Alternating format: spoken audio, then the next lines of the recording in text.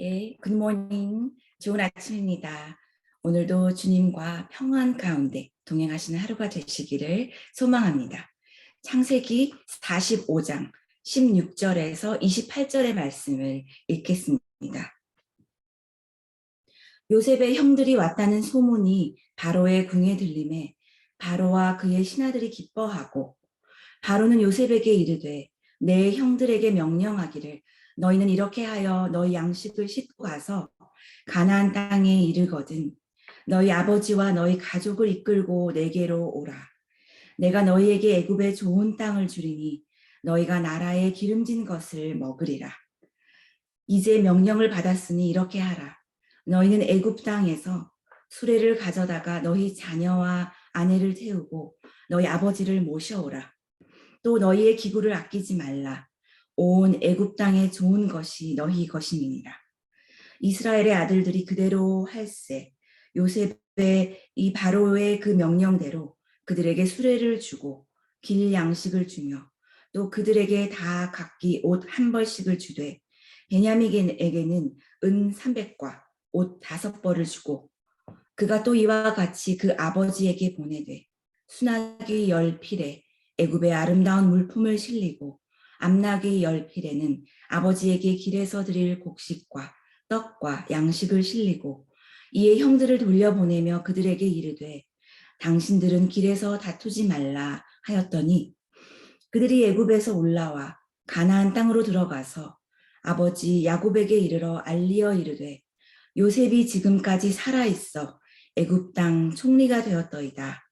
야곱이 그들의 말을 믿지 못하여 어리둥절하더니 그들이 또 요셉이 자기들에게 부탁한 모든 말로 그에게 말하매 그들의 아버지 야곱은 요셉이 자기를 태우려고 보낸 수레를 보고서야 기운이 소생한지라. 이스라엘이 이르되 조카도다. 내 아들 요셉이 지금까지 살아있으니 내가 죽기 전에 가서 그를 보리라 하니라. 아멘. 오늘 본문은 바로와 그 신하들이 요셉의 형제들이 왔다는 소문을 듣고 대단히 기뻐하는 그런 모습을 볼 수 있습니다. 기근에 양식을 구하러 애굽 땅에 온 자들을 그렇게 기뻐할 일인가라는 생각이 들지만 요셉의 형제인 것을 알고는 바로는 양식을 풍성히 제공할 뿐만 아니라 또 온 가족을 애굽으로 이끌고 오면 좋은 땅에 기름진 것들을 먹을 수 있도록 해주겠다고 제안하고 있습니다. 너무나도 뜻밖의 일이 펼쳐지고 있습니다. 형제들은 양식을 구해서 베냐민과 함께 또 붙잡혀 있었던 시므온을 되찾아서 구해서 돌아가는 것이 그들의 계획이었지만 그들에게는 뜻하지 않은 이런 상황이 펼쳐지고 있는 것입니다. 죽은 줄로만 알았던 요셉을 만나게 된 것도 놀라운 일인데 동시에 바로의 궁에 바로와 그 신하들이 그들을 환대하는 이런 상황이 있으리라고는 전혀 떠올려 보지 못한, 예상치 못한 그런 상황인 것입니다. 바로는 요셉의 가족들에게 내게로 오라고 말하고 있습니다.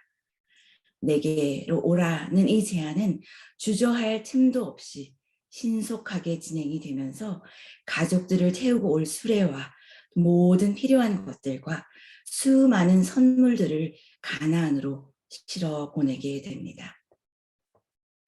19절의 말씀은 이렇게 기록되어 있습니다. 이제 명령을 받았으니 이렇게 하라. 너희는 애굽 땅에서 수레를 가져다가 너희 자녀와 아내를 태우고 너희 아버지를 모셔오라. 너희 자녀와 아내와 너희 아버지를 모셔오라고 이렇게 바로가 말하고 있습니다. 바로에게 요셉의 전 가족이 마치 귀빈과 같은 그런 대접을 받는 것입니다. 바로의 궁에서 수레를 내어준다는 것은 보통 특별한 대우가 아닙니다. 귀빈을 모셔오는 것 같은 그런 최고의 호의를 베풀고 있는 그런 모습입니다. 또 20절에는 너희의 기구를 아끼지 말라. 온 애굽 땅의 좋은 것이 너희 것임이니라 하고 말하고 있는데 이 말은 가나안 땅에서 너희의 그 물건들을 챙겨오려고 너무 신경 쓰지 말라는 것입니다. 애굽에 좋은 것이 많이 있고 그것들이 다 너희의 것들이 될 것이니 그냥 오라. 모셔오기 위해 내가 수레를 동원하여 보낼 테니 그저 오라. 몸만 오라. 오기만 하라 하는 그런 의미가 될 것입니다. 바로의 명령을 따르는 요셉은 바로의 말 그대로 그 수레에 길양식에 필요한 것들을 다 챙겨주면서 식구들에게 줄 선물들까지도 다 챙기고 있습니다. 그들에게 다 각기 옷 한 벌씩을 주되 베냐민에게는 그의 애틋한 마음을 담아 은 300과 옷 5벌을 주고 또 아버지에게 보낼 그 수나기 10필과 암나귀 10필에는 각종 애굽의 아름다운 물품들을 실리고 곡식과 떡과 양식을 넘치게 실어 보내게 됩니다. 엄청난 환대의 모습입니다. 이 기근에 이런 호사를 누릴 줄을 누가 알았겠습니까? 형제들도 얼떨떨하면서도 말할 수 없는 기쁨이 되었을 것입니다. 이런 바로의 적극적인 호의는 요셉에 대한 신임의 결과이기도 했지만 하나님이 그의 주권적인 역사 가운데 바로의 마음을 주장해 주신 결과입니다.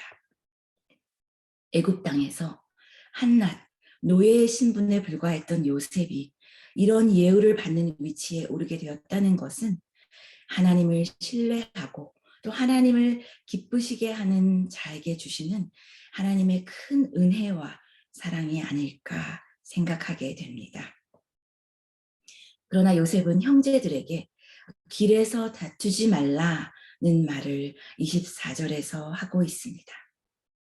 이런 갑작스런 호사를 누리며 가나안으로 행하는 형제들에게 다투지 말라는 것은 어떤 의미일까요? 다투지 말라는 것은 서로를 탓하지 말라는 것입니다. 서로를 탓할 수 있는 그 이유가 이들에게 있지 않습니까?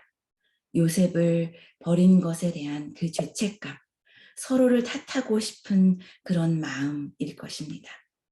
요셉에 대한 미안함, 그 죄책감으로 서로를 탓할 수 있을 텐데 그렇게 하지 말고 편안한 마음으로 다녀오라 하는 그런 요셉의 권면이 될 것입니다. 그들이 또 가나안 땅에 다 달았을 때에 아버지 야곱에게 이 모든 일에 대해 알리게 됩니다. 야곱은 애가 타게 그들을 기다리고 있었을 것입니다. 베냐민을 무사히 데리고 돌아올지, 또 붙잡혔던 시므온을 안전하게 되찾아올지 노심초사하고 있었을 야곱입니다. 그런 야곱에게 이 형제들이 돌아와서는 요셉이 살아있다는 것을, 그리고 요셉이 애굽 땅의 총리가 되었다는 것을 전해 듣고는 야곱 또한 믿지 못하여 어리둥절한 모습입니다. 26절 말씀에 알리어 이르되 요셉이 지금까지 살아있어 애굽 땅 총리가 되었더이다. 야곱이 그들의 말을 믿지 못하여 어리둥절하더니 야곱이 또 이런 일이 일어날 줄을 상상이나 해보았겠습니까? 살아있다는 것을 알았더라면 지난 그의 삶이 그렇게 피폐하지는 않았을 것입니다. 야곱은 믿을 수가 없어 이 모든 상황이 어리둥절하기만 한 그런 상황인데 이것이 과연 내게 일어난 현실인가? 요셉이 과연 살아있다는 것이 믿을 만한 일인가? 도저히 믿기지 않은 그런 사실이었다는 것입니다.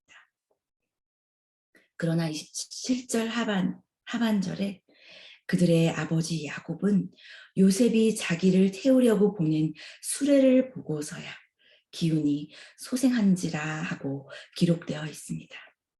이제까지 그의 기운은 쇠하기만 하고 그는 연로해지기만 하고 기쁨이 없이 살아가던 야곱이었습니다.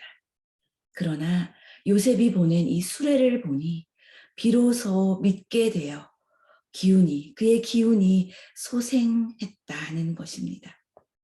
그 수레가 어떤 모양의 수레인지 알 수 없지만 애굽의 궁에서나 탈 수 있는 귀한 신분이라야만이 탈 수 있는 그러한 수레인 것을 알아보았기에 요셉이 이런 것을 내어줄 수 있는 자리에 있구나 하는 것을 실감하게 되었을 것이고, 또 그가 실어보낸 많은 그 물건들, 선물들을 보면서 과연 요셉이 살아있구나, 요셉이 귀한 자리에 있구나 하는 것을 또 믿게 되었을 것이며, 또 그로 인해서 그의 기운이 오랜만에 소생하는 것 같은 그런 활력을 얻게 되었다는 것입니다.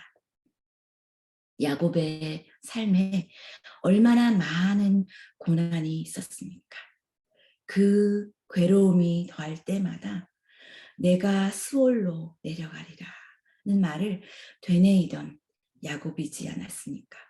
그런 야곱이 인생의 풍파 가운데 이리저리 휘둘리던 야곱이 처음으로 기운이 소생하였다라고 기록되고 있는 것입니다. 아마 그의 귀가 번쩍 띄었을 것입니다. 요셉이 살아있다고, 애굽의 총리가 되었다고, 이 수레에, 이 나귀에 가득한 선물이 다 그와 바로가 보낸 것이라고 야곱에게도 오랜만에 희망 같은 것이 샘솟으면서 그가 조카도다 하는 고백을 하게 됩니다. 28절 말씀, 이스라엘이 이르되 조카도다. 내 아들 요셉이 지금까지 살아있으니 내가 죽기 전에 가서 그를 보리라 하니라. 처음에는 어리둥절하여 믿을 수 없었지만 이제는 요셉이 살아있다는 확신을 가지고 그를 만나러 가기로 결심을 하니 공허하던 그의 마음이, 이제까지 공허하기만 했던 그의 마음이 채워짐을, 완전하게 되어짐을, 평안하게 되어짐을 느끼게 된 것입니다. 요셉에게 꿈을 주시고 그 꿈을 이루어 주신 분은 하나님이시라는 것을 다시 한번 깨닫게 됩니다. 그 꿈은 요셉 개인의 그 부귀영화를 위한 것이 아니라, 형들의 시기심을 일으키기 위한 것이 아니라 하나님의 계획을 이루시기 위한 꿈이었던 것입니다. 형들도 이제는 그때 그 꿈의 의미가 무엇인지 온전히 이해할 수 있게 되었을 것입니다. 그 꿈을 보여주심으로 하나님의 섭리를 미리 알려주셨고, 그 꿈을 이루어 주심으로 하나님께서 이 세상의 통치자이심을 드러내셨고, 그 꿈을 통하여서 야곱의 집안과 그 형제들과 모든 언약의 백성들을 구원하시는 것을 보여주고 계십니다. 이런 하나님의 뜻에 따라 요셉은 비록 험난한 길을 가게 된 것이지만 하나님의 계획하심이 있었음을 깨달은 그는 그의 그 길이 고난의 길이었다라고 말하지 않고 하나님의 섭리였다라고 고백하게 되는 것입니다. 우리의 인생을 하나님의 섭리, 하나님의 손길로 해석하는 것, 그것이 바로 우리가 하나님을 신뢰하며 살아가는 믿음의 삶인 것입니다. 그것이 바로 요셉이 보여주는 하나님의 섭리, 하나님의 예비하심을 온전히 고백하는 신앙인 것입니다. 자신이 겪은 모든 일을 하나님의 인도하심으로 바라봄으로써 하나님의 계획하심을 이루고 또 그 일에 순종하는 존귀한 믿음의 선조가 된 것을 볼 수 있습니다. 하나님은 오늘도 우리의 삶을 주관하고 계십니다. 우리의 삶의 그 여러 가지 모습을 통하여서 하나님의 뜻을 분명히 이루실 분은 바로 우리의 하나님이십니다. 오늘도 하나님이 우리의 삶을 인도하고 계신다는 것을 확신하며 또 그 하나님의 인도하심을 바라보면서 용기 내어 한 걸음 한 걸음 나아가시는 우리 모두가 되시기를 하나님의 이름으로 간절히 소망합니다. 기도하시겠습니다. 하나님 아버지, 우리의 인생을 하나님 아버지 없이 어찌 나아갈 수 있겠습니까? 요셉의 삶을 하나님의 섭리 가운데서 이끌어 주신 것처럼 우리들의 삶도 하나님이 인도하심을 신뢰할 수 있도록 도와주시옵소서. 어떤 두려움 속에서도 하나님의 평강을 느끼게 하여 주시고 하나님의 손을 붙들고 살아가는 우리 모두가 될 수 있도록 축복하여 주시옵소서. 예수님의 이름으로 기도합니다. 아멘. 기도의 제목을 나누겠습니다. 먼저 어려움 가운데 계신 성도님들을 위해 기도하기를 원합니다. 어려운 치료 과정에 있는 많은 환우분들, 또 두려움 가운데, 막막함 가운데 눈물로 그 눈물의 기도를 올려드리는 그 기도 가운데 하나님의 응답이 임하시기를, 또 하나님의 위로가 임하여 주시기를, 하나님의 평강이 그 우리 성도님들을 붙들어 주시기를 간절히 기도하시기를 원합니다. 또 모든 예배를 위해 기도하시기를 원합니다. 영유아부 예배, 유치부, 유년부 예배, 또 유스 예배와 청년부, EM, 장년부에 이르는 모든 예배 가운데 그 모든 예배가 하나님을 높여드리는 예배가 될 수 있기를 위해 기도해 주시고 또 그 예배를 통하여서 하나님께서 영광을 받아주시고 또 우리가 크신 하나님의 은혜로 채워지는 그러한 시간이 될 수 있기를 위해서 기도해 주시기를 원합니다. 그리고 다음 세대를 위해 기도해 주시기를 원합니다. 우리 어린 자녀들, 그리고 커가고 있는 자녀들, 많은 성장하여 있는 또 영어덜트 자녀들을 위해서 기도해 주시기를 원합니다. 코로나 시간에 우리가 많은 어려움들을 겪고 있는 줄을 압니다. 특히 이 어려움 가운데 있었던 우리 자녀들을 위하여 기도해 주시고 우리 자녀들이 말씀 가운데 하나님의 말씀으로 다시 회복되어지며 우리 자녀들이 하나님의 말씀을 붙들고 나아가는 우리 아름다운 다음 세대 자녀들이 될 수 있도록 기도해 주시기를 원합니다. 또한 이런 자녀들을 위하여서 기도할 수 있는 우리 부모님들이 될 수 있도록 기도하여 주시고 또 우리 부모님들이 말씀으로 일어나서 우리 자녀들과 믿음의 대화를 하면서 이 자녀들을 아름다운 세대들로 이끌어가는 우리 부모 세대가 될 수 있도록 기도하여 주시기를 원합니다. 이 모든 기도의 제목을 합심하여 기도를 올려드리며 또한 일상으로 나아가시겠습니다. 기도하시겠습니다.